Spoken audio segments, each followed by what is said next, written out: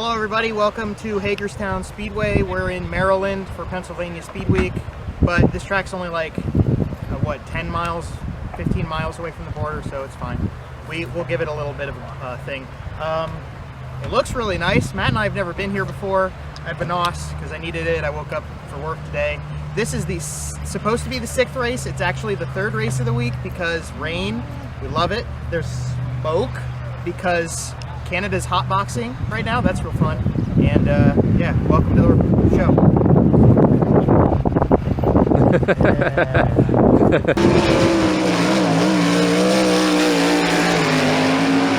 And here we are. You can come up. It's all good. Our buddy Nate from Apex Media is going to sabotage our shot here. He's got himself some food. So we have done hot laps, qualifying, and heats to this point in the night. As you can see behind me, lights are on. By the way, I'm just going to throw it in real quick. Anything I ever said that was even remotely negative in any way about this racetrack, I would like to formally apologize and take back. This place is freaking amazing. So hot laps went, Devin Borden was fastest over Tanner Thorson, Freddie Raymer, and TJ Stutz. Then Lance DeWeese, that was the top 5 in hot laps. The track had to work in a little bit. It started off kind of iffy. Over the course of qualifying, it got slower. Anthony Macri was the fastest over Freddie Raymer, Tanner Thorson, Lance DeWeese, Devin Borden, Dylan Cisney, Jake Swanson, Brent Marks, Lucas Wolf, and Mike Walter. That was the top 10 in qualifying out of the 30 entries we have. Heat race number 1 had Lance DeWeese and Anthony Macri start on the front row, and the field pretty much spread out. They worked the track in a little bit after qualifying, and there wasn't a ton of racing on the track except for last place. There was a nice battle between Eddie Lumbar and Trey Hivner. That ended up going to Hivner. Anthony Macri passed Lance DeWeese on lap 1, and that was that kind of the story of Speedweek. Anthony Macri won that heat race over Lance DeWeese, Jake Swanson, Justin Peck, Mike Walter, and Cameron Smith was the final transfer. There are only 3 heat races tonight because there are only 30 cars, so we're taking 6 from each heat race. Heat race number 2 was Brent Marks and Devin Borden starting on the front row. There was a great race all over the racetrack. The start of the heat had a really nice battle at the front between Marks and Borden. Kyle Reinhardt and Tyler Reeser also had a really good battle going on for 5th place further back. The heat ended up being a pretty good doozy. Brent Marks won over Devin Borden, Freddie Raymer, Mike Wagner, Kyle Reinhardt, and Austin Bishop. Heat race number 3 saw 2 5-cars start up at the front of the field. Dylan Cisney on pole over Lucas Wolf. Now Wolf got a good lead going into the first set of corners, and by the time he got to us in 3 and 4, he was leading and got a fair lead, about a straightaway over the course of the first few laps. That diminished over the course of the run, though. We saw a short battle for the transfer early with Dylan Norris and Billy Dietrich, but that was short-lived. As mentioned, Dylan was able to make a gap there. Dylan Cisney started closing the gap towards the end of the heat race, but ended up running out of time. We did have a side-by-side finish for that heat race. It went to Lucas Wolf over Dylan Cisney, Danny Dietrich, Tanner Thorson, TJ Stutz, and the final transfer from that one, Dylan Norris. Okay, feature happened. I'm sitting out here at the beautiful racetrack, and we'll run it back. So the B main started with Tyler Reeser and Ryan Smith on the front row. The first time they tried to get the B main started, Alan Crimes kind of jumped the start, got a little 3-wide action going before we were supposed to. So we ran it back and then had a very early yellow for Eddie Lumbar spinning out. Lap 4, another one. Skylar G did the same thing.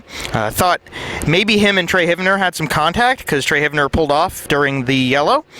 Ryan Smith commanded a early lead when we finally got back to racing again. He seemed like we just couldn't keep the B main going, though, because we had a restart that didn't last very long. Steven Downs and Cody Fletcher had some miscues that brought out a yellow, and then from there, lap 5, Eddie Lumbar spun again, ruined a nice set of battles that we were seeing. Billy Dietrich versus Tyler Reeser and Alan Crimes versus Chad Trout going down.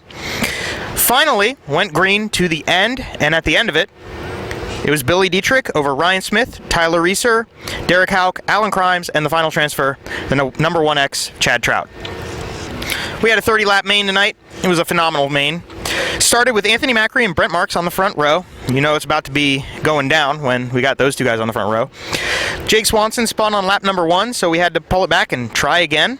Early lead went to the number 39 M of Anthony Macri. Brent Marks passed him, and they had a little bit of a back and forth on lap number 6, but on lap number 8, we found lap traffic, and the bottom started getting an advantage, and Anthony Macri was able to control the race from there, able to get down to the bottom and slice and dice through the traffic, much better than Brent Marks was able to do. Devin Borden up to this point was very strong, but a yellow on lap number 17 really shook things up.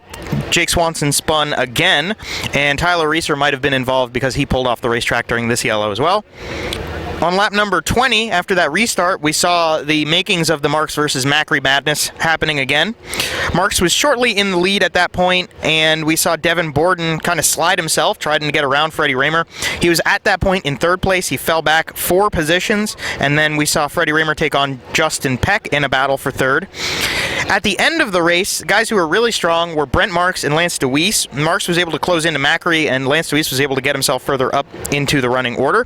On lap 28, got 2 laps to go, Brent Marks slid under the lapped car of Derek Houck into turn number 3. This happened right in front of us. Anthony Macri got a little bit cautious on the top side because they were all of a sudden 3 wide in turn 3. He backed off a little bit, went up over the cushion. Brent Marks was able to slide up in front of both that 33 car, the lapped car, and Anthony Macri. And then we came back to the white flag. They ended up side by side down the back straightaway, but into turn number 3, Marks had the advantage with the inside line. He was able to slide across the track through the nose of Anthony Macri and back to the line. Brent Marks was finally able to break through and win his first race of PA Speedweek this year. So to go through that top 10 at the end of it, it was Brent Marks over Anthony Macri. As I mentioned, Lance Deweese was very strong. He was able to get himself into third place and round out the podium. Freddie Raymer ended up P4, and Danny Dietrich got around Justin Peck to finish inside the top 5. 6th was Peck, 7th was Kyle Reinhardt, 8th was Devin Borden, 9th was Tanner Thorson, and in the top 10 it was Lucas Wolf. Now points-wise at the end of the night, we're looking at an Anthony Macri lead very easily over Justin Peck, Danny Dietrich, Tanner Thorson, and Freddie Raymer in the top 5. Brent Marks was able to make up some, not a ton, but some ground, and he's back in P6. Kyle Reinhardt is P7, Lance Deweese in 8th, 9th is Lucas Wolf, and now into the top 10 here at the very end, it's Dylan Norris. So, to close out the night, it was a phenomenal evening. Our buddy Nate was here from Apex Media. He's up there chilling. And we ran into Jake McVea, which was awesome. Shout out to him. Another shout out I forgot to make earlier. Matt and I want to extend a congratulations to our friend Colin Dolby, who became a dad on the 27th. That's right. So congratulations to Colin and his wife on bringing a new baby into the world. We'll be sitting with him maybe here sometime because I will be coming back here. It was a phenomenal racetrack. Well, it is a phenomenal racetrack. It's not that it was. It was a phenomenal race. Great racetrack. I am very happy that this is on the PA Speedweek schedule, and I will be very excited to come back. I'm going to hop off here and put Matt Faust on the spot. One of the big things that I saw in the race tonight was Tanner Thorson started in the 3rd spot and ended up dropping back. As we mentioned, other guys were really moving up, slicing through the field, but Thorson really fell back, and I was saying tonight was going to be a really big breakthrough as he wasn't far from the points compared to his Brent Marks. Brent Marks needs a lot of things to go his way to get back into the points hunt, but if there's anyone who can do it, he proved last year in the second half of Speed Week, he can catch up to Anthony Macri pretty much doing anything and start winning a bunch of races. But Thorson really needed a good night tonight. Fell back to 4th in points, not ideal, but the car still looks really strong. He also qualified extremely well again tonight, qualified 3rd. So Thorson's someone I would want to keep an eye on for the rest of the week. He is running the rest of the week, as he mentioned, at BAPS, so excited to see what that car can do in the future. So that's all from Hagerstown. They're tearing it back up to work it back in for another beautiful race here sometime. Thank you all for watching and supporting this series of videos. We are going to go to Lincoln Speedway tomorrow night and continue on with the fun. So thanks for watching. We'll see you all next time.